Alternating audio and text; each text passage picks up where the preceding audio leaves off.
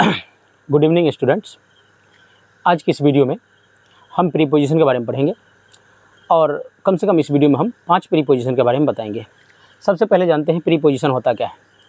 Preposition वो होता है जो एक शब्द का संबंध दूसरे शब्द के साथ दर्शाता है, उसको प्रीपोजिशन कहा जाता है। ठीक है, तो हम एग्जाम्पल के माध्यम से समझते चलेंगे और आप लोगों का भी जो डाउट है धीरे धीरे जैसे जैसे देखते चलेंगे क्लास, आप लोगों का डाउट क्लियर होते जाएगा कि ये प्रीपोजिशन है क्या। तो चलिए हम लोग जो है प्रीपोजिशन को शुरू करते हैं। अगर किसी को प्रीपोजिशन का परिभाषा जानना है तो ये कह सकते हैं कि ऐसे शब्द जो अपने साथ किसी और का संबंध दिखाता है या दोनों के बीच के संबंध स्थापित करता है, उसको हम प्रीपोजिशन कह देते हैं। ठीक है, हाँ, एक शब्द दूसरे शब्द के रिलेशन को बताएगा तो हम इस तरह के जो भी वर्ड होगा उसको हम प्रीपोजिशन कहेंगे। प्रीपोजिशन कई प्रकार के होते हैं, जिसमें जो प्रमुख है हम कम से कम 25-30 प्रीपोजिशन के बारे में जानेंगे। ठीक है, तो देखते हैं हम पहला प्रीपोजिशन लेते हैं हम ऑन। ठीक है, ये ऑन ये एक प्रीपोजिशन है। ठीक है, ऑन मतलब होता है पर। ऑन प्रीपोजिशन का हम लोग प्रयोग कहाँ करते हैं, इसको आइए समझते हैं। ऑन ऐसे कंडीशन को दिखाता है, जैसे मान लीजिए कि कोई एक चीज़ किसी अन्य चीज़ से कनेक्ट हो। ठीक है, एक दूसरे से सटा हुआ जुड़ा हुआ कनेक्शन हो या एक दूसरे के ऊपर हो, तो उस स्थिति में हम जो प्रीपोजिशन है ऑन, इसका प्रयोग करते हैं। देखिएगा किस प्रकार, एग्जाम्पल के माध्यम से आप लोग समझिएगा। जैसे हम पहला एग्जाम्पल लेते हैं कि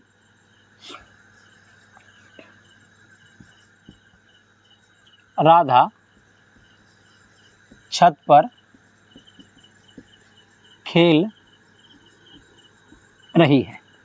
तो आप देखिए कि ऑन मतलब पर होता है, यहाँ पर आया। एक बात बताइए कि ये राधा खेल रही है, कहाँ खेल रही है, एग्जैक्ट लोकेशन बताया। ठीक है, कहाँ खेल रही है ये लोकेशन बताया। तो लोकेशन बताने के लिए भी हम क्या करते हैं, प्रीपोजिशन का प्रयोग करते हैं कहीं कहीं। अब देखिए हम इसको देखते हैं कि राधा छत पे खेल रही है। तो राधा छत पे खेल रही है या छत पर खेल रही है, तो ये पर प्रीपोजिशन है। यूज कैसे करेंगे, आप जानते हैं खेल रही रही ये कौन सा है, प्रेजेंट कंटिन्यूअस टेंस है। Subject plus is plus before का प्रयोग होगा। तो आप लोग देखिए राधा इज प्लाइंग, राधा खेल रही है कहाँ, तो छत पर।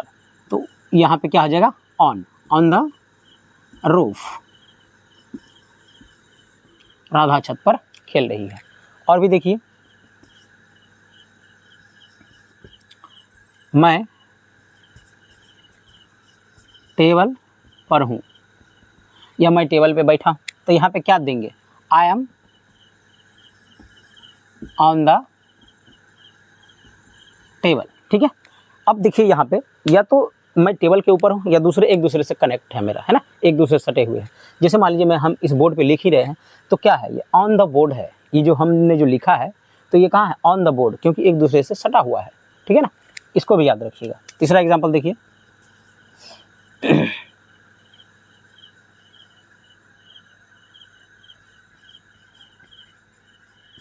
पुस्तक टेबल पर है। ठीक है, तो द बुक इज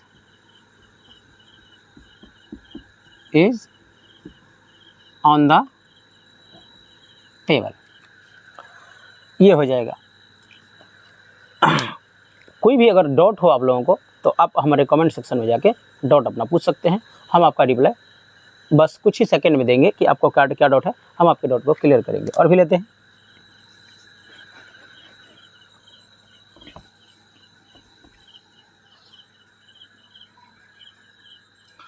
ऑन का प्रयोग और किस किस चीज़ों में करते हैं। ठीक है, अगर व्याख्या करेंगे हम पूरी तरह से तो लगभग आधे घंटा का क्लास सिर्फ ऑन का ही होगा। तो हम कोशिश करेंगे कि जो मेरा बेसिक जिससे मेरा काम चल जाए उतना का ही हम व्याख्या करेंगे इसमें। जैसे मान लीजिए कोई कह रहा है कि मैं रविवार को आऊँगा, कोई डेट एग्जैक्ट अगर बता रहा है कोई, जैसे मैं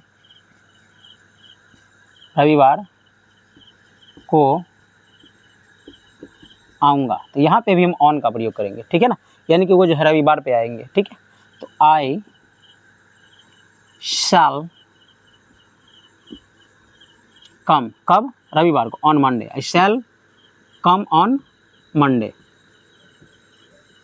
तो यहाँ भी हम क्या करते हैं, दिन तारीख के लिए भी हम क्या करते हैं, यहाँ पे ऑन का प्रयोग करते हैं। अब दूसरा जो है, दूसरा को देखते हैं। इसको आई होप आप लोग समझ गए होंगे। हम इसको मिटाते हैं।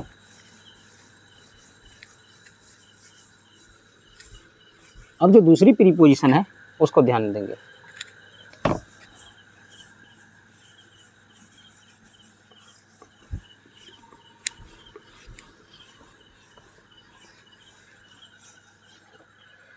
एक और पर होता है। एट मतलब भी क्या होता है? पर होता है। एट मतलब भी क्या होता है? पर।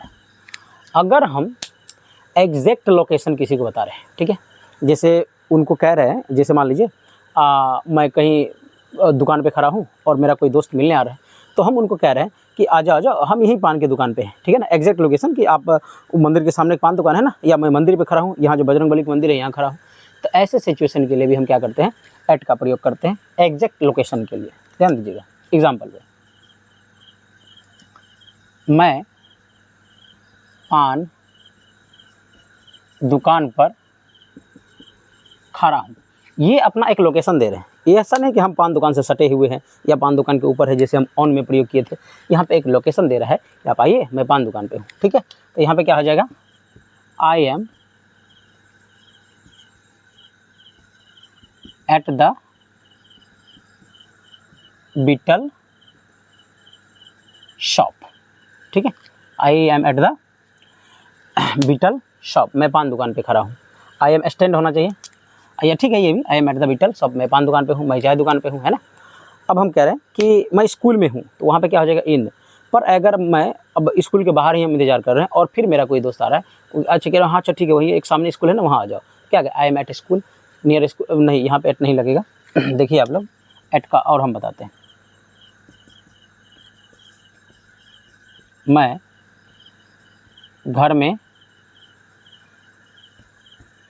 घर पे हूँ, ऐसे लिखिए, मैं घर पे हूँ।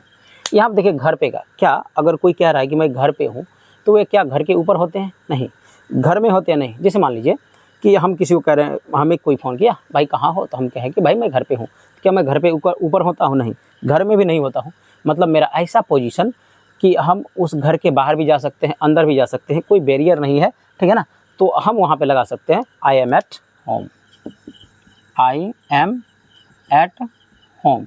अगर ये कहते मैं घर कमरे में हूँ, तो आई एम इन द रूम। यहाँ पे अगर कमरे का बात होता तो आई एम इन द रूम। जैसे मान लीजिए कि आप दिल्ली में हैं, तो क्या क्या आप क्या लगा सकते? I am in Delhi, I am at Delhi, ठीक है। क्यों? क्योंकि हम दिल्ली में जो कोई रूम में है उससे बाहर निकल सकते हैं, घूम फिर सकते हैं, ठीक है ना। एक लोकेशन बता रहे हैं कि दिल्ली में मैं यहाँ हूँ, तो हम एट लगाएंगे, ठीक है, मैं दिल्ली में हूँ। यहाँ पर और देखिए,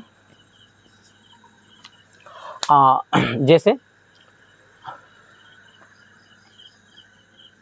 मान लीजिए आप घर में रहेंगे और घर में भी आप क्या कहेंगे कि जैसे आपको एक रूम में बंद कर दिया, रूम में भी कोई एक एग्जैक्ट लोकेशन आपको एक कोने में रख देते हैं, ठीक है। आपको एक कोने में रख देते हैं कि आप उस कोने में पड़े रहिए, ठीक है। तो कोना में जो अब हम कोई कह रहे हैं कहाँ है वो, जैसे हम आपके रूम में गए, वो कहाँ है, मान लीजिए कुछ रखा हुआ है, फिर उस कोने में है, में लगाएं, लेकिन वहाँ पे क्या आ जाएगा? एट द कॉर्नर, ठीक है, एट द कॉर्नर।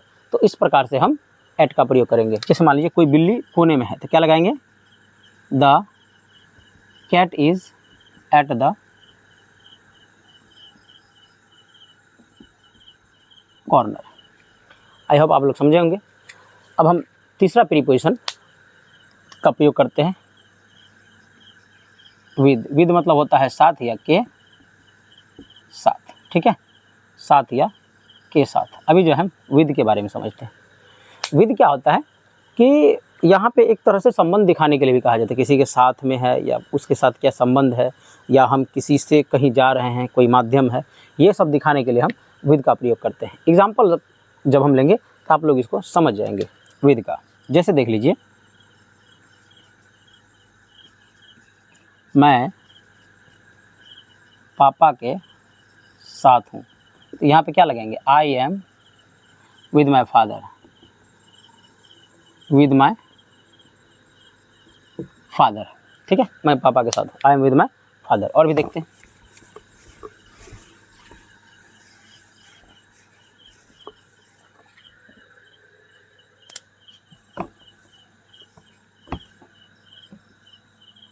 दूसरा, मैं लाल कलम से लिख रहा हूँ। देखिए ये माध्यम है लिखने का, तो कभी अगर हम माध्यम भी दिखाते हैं तो वहाँ भी विद का प्रयोग करते हैं। जैसे आई एम राइटिंग, किससे? लाल कलम से, विद द रेड पेन। तो हम इस स्थिति में भी विद का प्रयोग करते हैं। आगे देखिए, जैसे मैं चम्मच से खाता हूँ, मैं चम्मच से खाता हूँ, तो यहाँ क्या आ जाएगा? आई खाता, सिंपल प्रेजेंट है तो आई इट विद द स्पून। ठीक है, ये किसी का माध्यम है, इस माध्यम से खा रहे हैं। ठीक है, जैसे मैं अपने दोस्तों के साथ पटना जा रहा हूँ, मैं अपने दोस्तों के साथ पटना जा रहा हूँ, तो यहाँ पे क्या हो जाएगा? I am going to Patna, I am going to Patna with my friends. तो यहाँ पे हम विद का प्रयोग कर सकते हैं। देखिए तब तक आप लोग इसको,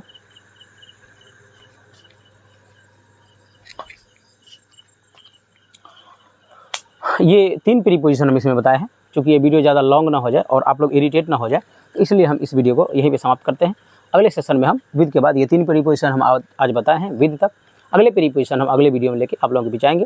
अगर आप लोगों को ये चीज़ें पसंद आई होगी तो आप हमारे चैनल को लाइक एवं सब्सक्राइब जरूर कर देंगे और अपने अन्य दोस्तों के पास भी भेज देंगे ताकि वो प्रीपोजिशन को अच्छी तरीके से समझ पाए।